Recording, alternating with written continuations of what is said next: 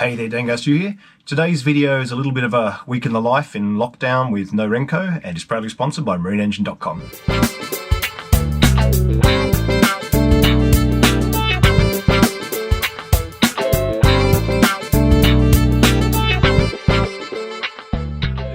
The boat's still away at Coast Marine. Those guys have identified a few issues with the sort of drivetrain side of things, so I'm really glad they're looking at it. Hopefully we'll get it back soonish. Like everyone, I guess, I've sort of spent the week bouncing around in, sort of lockdown, bit of social distancing, but still getting a few things done.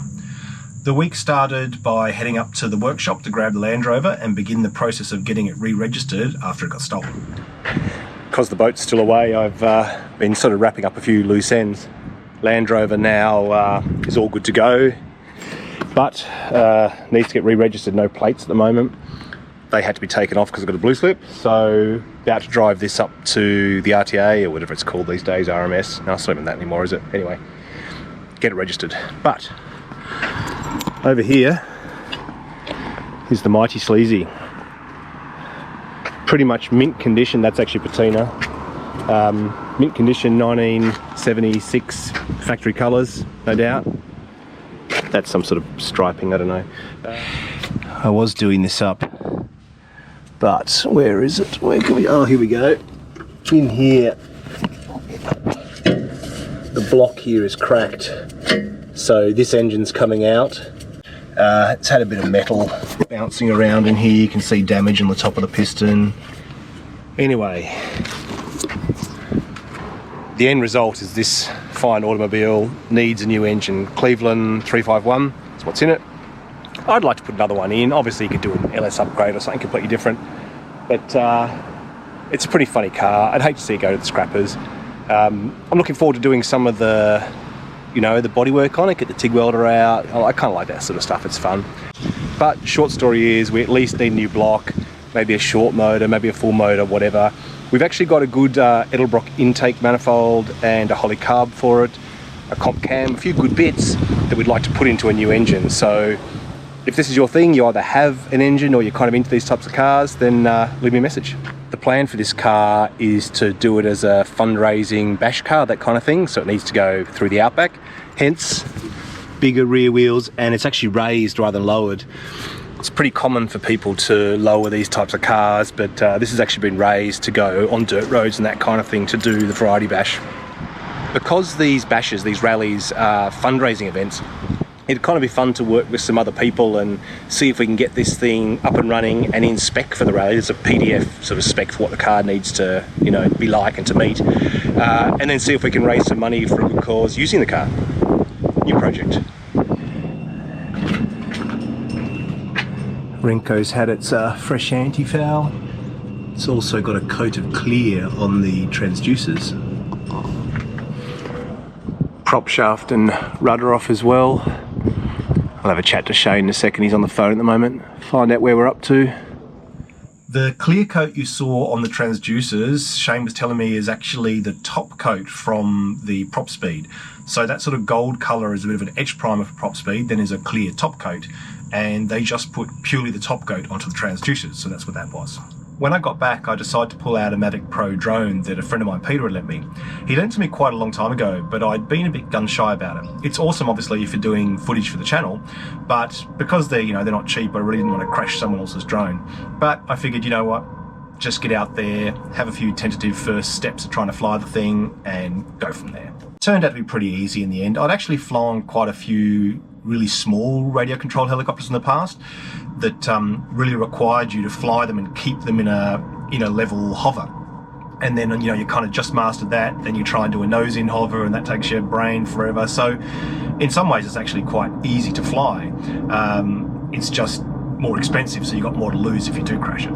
Anyway, like everyone, going a little bit stir crazy at home, and actually Pedley spoke to the cops when they were on the island once, and turns out there's no issue with going out sailing or whatever. So Vic and I jumped in her little boat and just headed out for an overnighter just to get a change of scene for a while. When we got on the boat, there was quite a bit of water in the bilge. There is an electric pump in there that didn't seem to be working, so I will get around to diagnosing that soon. But there was also just a hand lever diaphragm pump that we used to clear the bilge, so that was fine. Yeah, I think that's all you're going to get.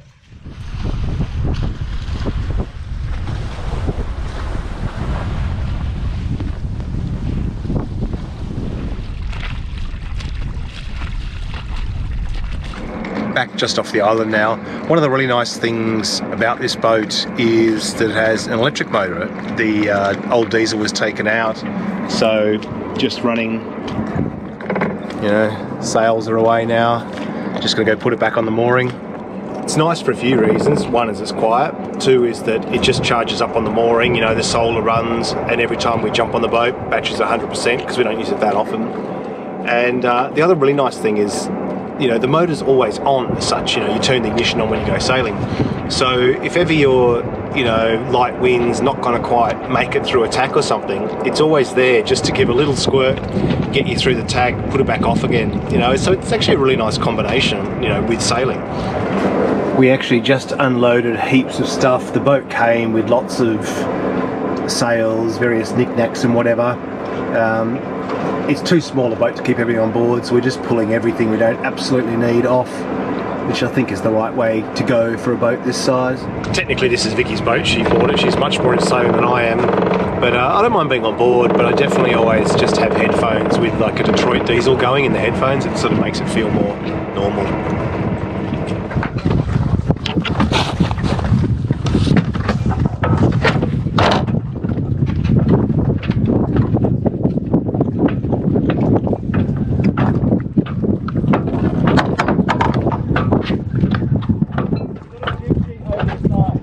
Oh, okay. Yeah, this yeah, thanks.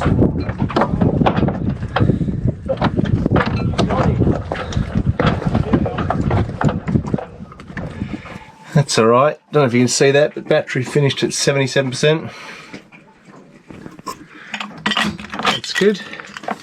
After that, I decided to try and record some music to use with the drone footage that I was planning to take the following day. Another good way to kill a bit of time in lockdown is learning an instrument. Certainly something you can do, you know, at home, obviously. And it doesn't have to be that expensive. You know, you can buy some pretty cheap acoustic guitars or like a MIDI controller keyboard like this one is that you can plug in to a computer. It doesn't even need to have its own smarts for making sounds. So there's some pretty, you know, low cost ways of getting up and running as well. But what I've been doing, because I want to do a bit more drone footage, the drone doesn't record any audio, obviously, so gonna need a bit of music to put behind all those drone shots. And you'd be surprised once you put a bit of music to a bit of video how simple that bit of music can kind of be and still just, you know, fill the gap and not get you into any trouble from a copyright point of view. So that's what I'm doing at the moment. So I've had this melody kind of in my head, and I'm just trying to figure out what key it's in and what chords best go with it. Also, it's sort of funny with making up melodies. It's kind of very easy to think, why is that in my head? Is it because I've heard it somewhere? And often that's true. You sort of play something, you record it, and somebody goes, oh, that's that song. Yeah, great, there you go. Anyway, so, but it just went like this.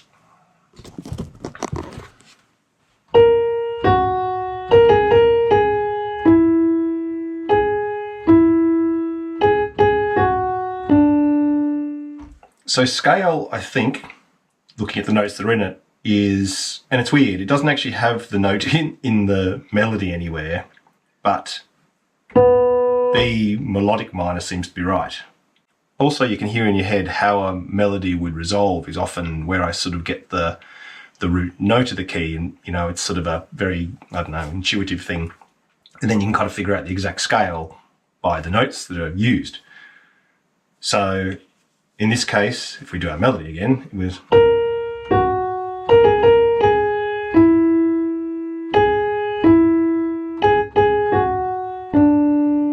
And then if I figure out if I went to a particular note,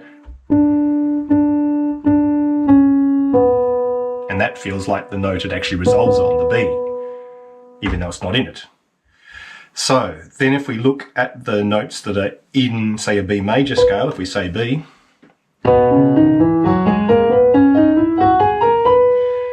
in this case we had B, C sharp, D sharp, but we've got a D natural in our melody, so it looks more like a B minor, which is the third. So 1, 2, 3, flat and third.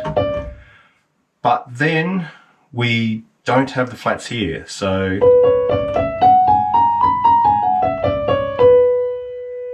which turns out to be a melodic minor. So anyway, so as far as I can tell, and I'm no expert on this stuff, like all things, I'm sort of a bit of a jack of all trades, master of none, and I think B melodic minor.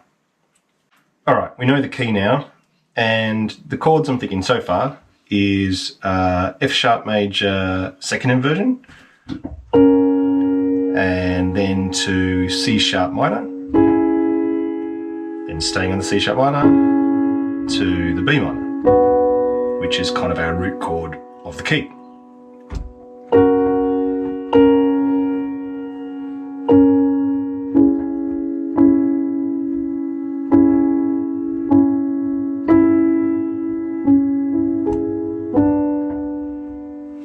So all I need to do now really is put that melody over those chords, and you know, it'll be some music. I recorded the chords as block chords, just every second beat sort of thing.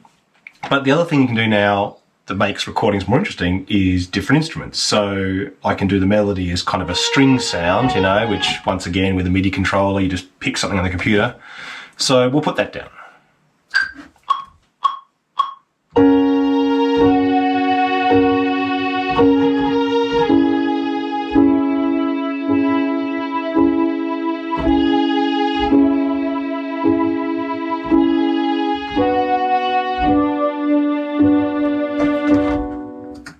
So pretty straightforward, then you can play it together. Ooh,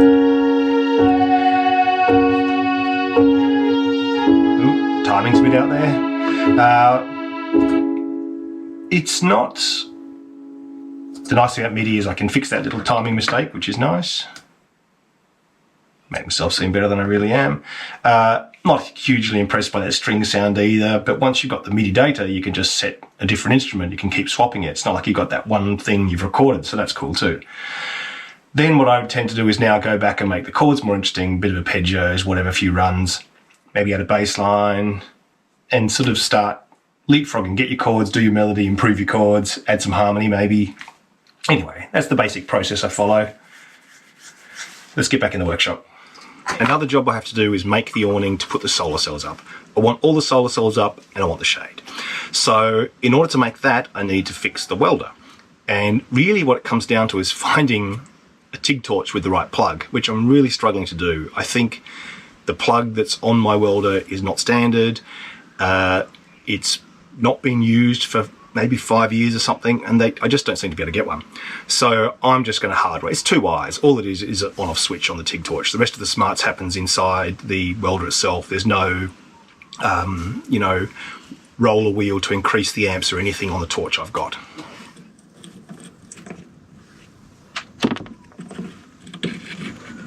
All right. Yeah, it's not too bad. 2 wires.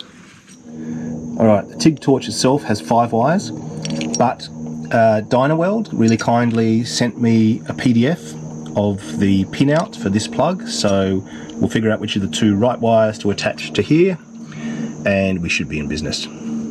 The obvious thing is to try and find the female of this plug and sort of mount it into here, but to be honest with you, the luck I've had so far, I think I'm pretty happy just to attach them directly together and be done with it. Okay, let's have a look. What you doing, Daisy? Cruising around? So here it says TIG torch on off is pins 8 and 9. Alright, I'm going to cut this and take it to the bench because we've still got, you know, the colours attached to the pins then, so we can figure out what went where easy enough. Okay, looks like in this 14 pin plug A and B are the 2 wires we need to connect, which is the red and the brown. So I'm just going to test whether we get any continuity when I hit the switch on the TIG torch. If so, we should be in business. Yep. Goes from open circuit to 1 ohm. Alright, so if we connect those two wires together, two wires coming out of the welder to the red and the brown on this, should work. Obviously I'll rig up some more permanent solution where I'll just get some matching plugs, matching 2-pin plugs, and it'll be good to go, but at least this will, you know, get us out of trouble for now. Looks like the switch is working. Hit the button, no gas. I've just disconnected the hose. I'm going to pull the welder out. Alright, let's crack this open, see what we see.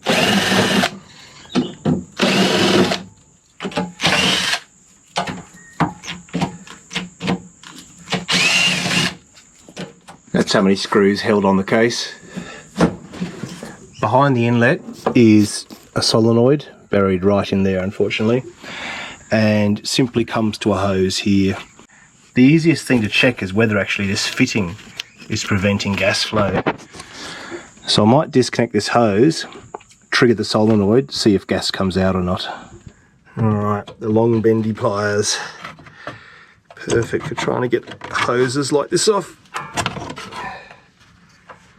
Alright, so let's put it back on its feet.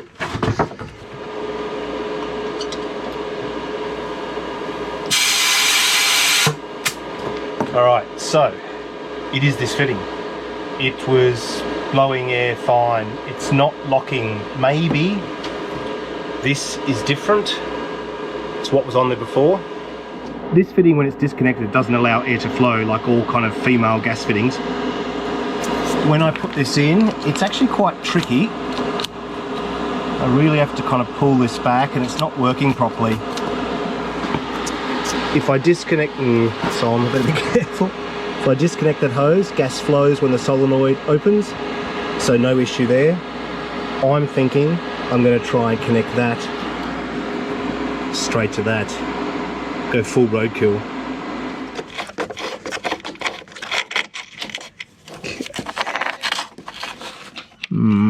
Just doesn't fit through there. It's alright, it'll fit through here. There you go. If it doesn't fit in one hole, try the other.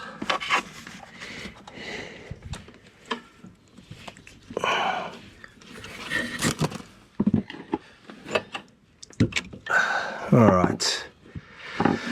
Let's see how that goes. Oh, you're kidding me. How can that not work? A wasp had made a nest inside the end here. Oh wow, how many things can go wrong with one welder? Alright, let's get a little drill bit and get all that gunk out.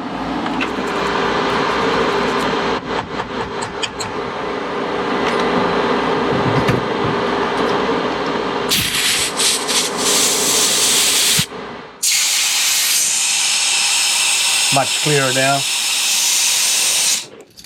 Much clearer.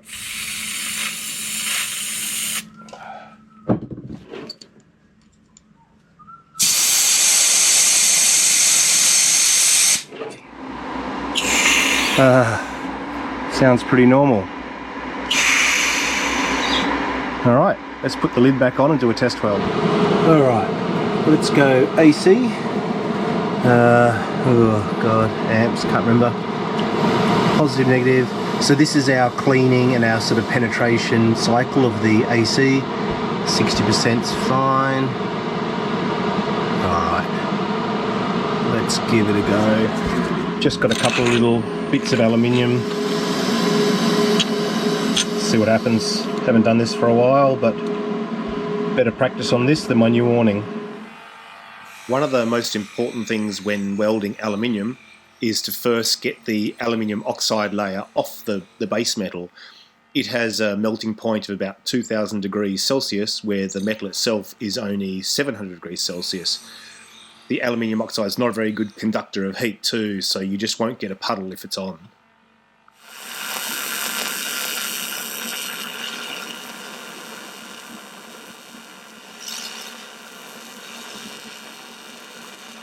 So there we go, hardly perfect, but you know, here I think I had the heat a bit high.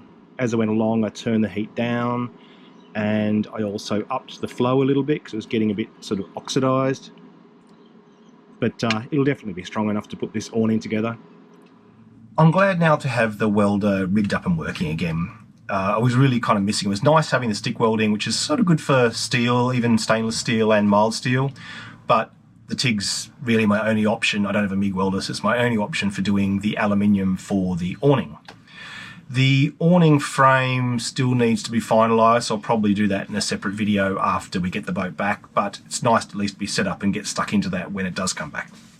That afternoon I had to drop some stuff off to Pedley so he could work on his boat, and having a bit of a front lawn without the trees, the canopy of the trees overhanging, I decided to take the drone and have a bit of a fly from there while I was there. As a little aside, this is how lucky Red Dwarf was. This is where the rope got cut by a boat that then went over the pontoon, prop chopped the pontoon, ended up back in the water over there. Would have made mincemeat of this if it was like a foot more to starboard. Pedley's been pulling the rotten ribs out of his Panther Pride, or Pride Panther, whatever it is. Take off. The point has been updated. Please check it on the map.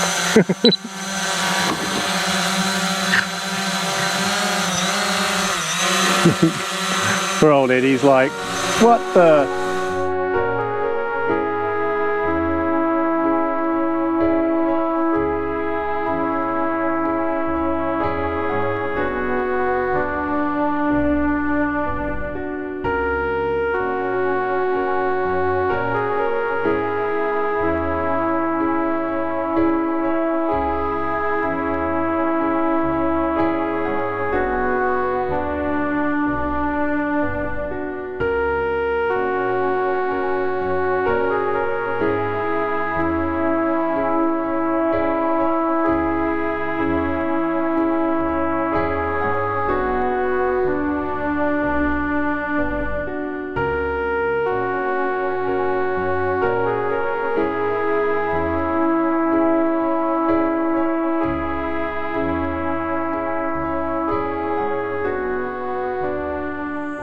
It was fun flying the drone properly for the first time. Obviously a lot to learn with regards to how to get good shots and all that kind of stuff, but you know, practice makes perfect. After that, I went and picked up the Land Rover, fully registered again finally so we could start using it again, and headed back down to Coast Marine to have another look at Renko because the prop shaft's back in.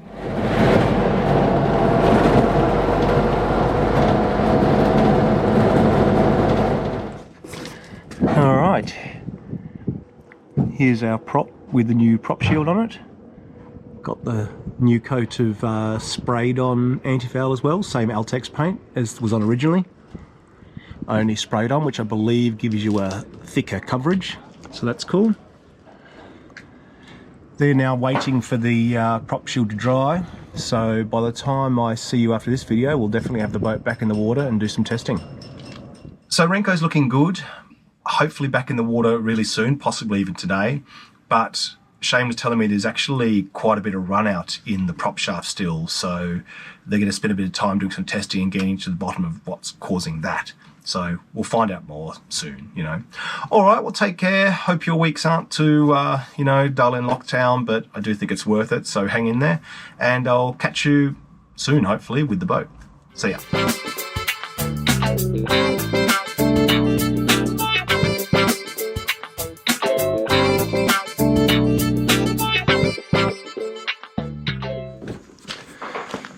Alright, D-squatter being duped into drinking water that's got worming medication in it.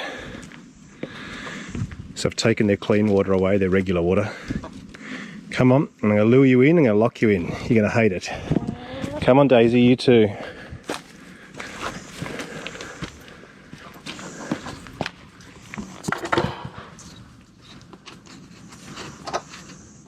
Come on.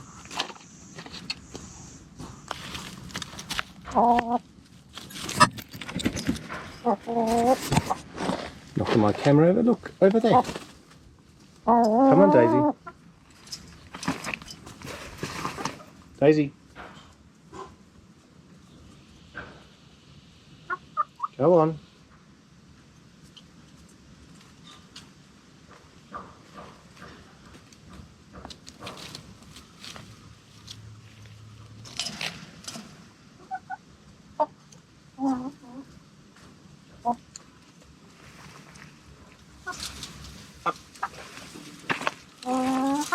Sorry, bad news. Alright, you can have some more, because protein will probably make you thirsty.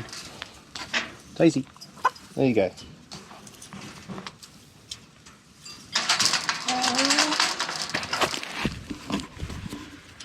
Alright, drink your medicine water.